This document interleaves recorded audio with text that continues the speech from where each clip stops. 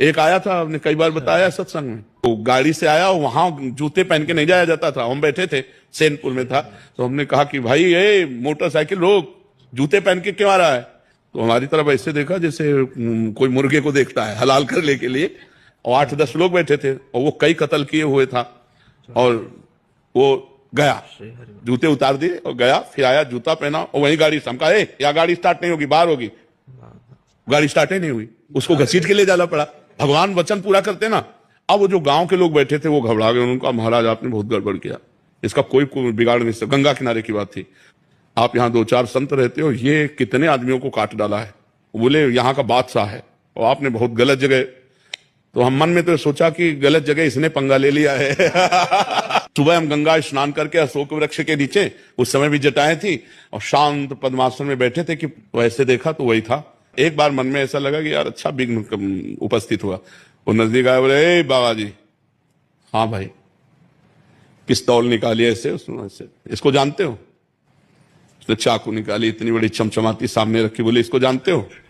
हाँ चाकू कहते हैं। सामने रखे, बैठ गया, क्योंकि वो निर्दयी आदमी। अच्छा हम अकेले, वो न डंडा ना कुछ, हमारे पास तो डंडा भी नहीं, कमंडल रखा था गंगा जल का। हमका बस दिखा चुके, बोले हमका कमंडल का ढक्कन खोला, हमका इसको जानते हो? हमका गंगा जल है, तुम ऐसे बाबा जी ना समझ लेना, तू है और मैं हूं, चल पिस्तौल उठा और चाकू उठा, और मैं 5 बूंद गंगा जल केवल लेता हूं। ये खिलवाड़ में सब संत महात्मा बदल का खिलवाड़ ले।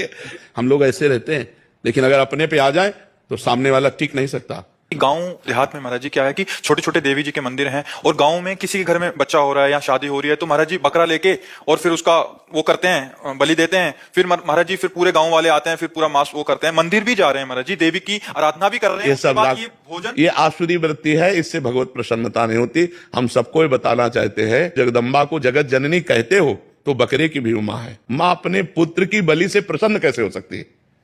हमें तो नहीं समझ में आता। वो मां जो जगत माता है, वो अपने पुत्रों की बलि से प्रसन्न कैसे हो सकती है? अगर वो प्रसन्न होती तो तुम्हारा मंगल हो जाता। किसका मंगल हुआ बकरे की बलि चढ़ाकर? हमें बताओ।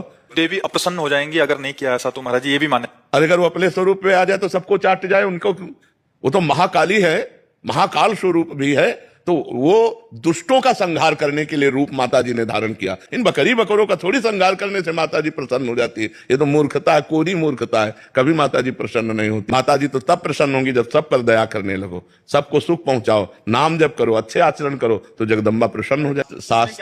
शास्त्र में विधान है, नारियल की बलि, नींबू की बलि, इनकी बलि सात्विक बलि दे। आप कच्चा नारियल की बलि दे सकते हैं,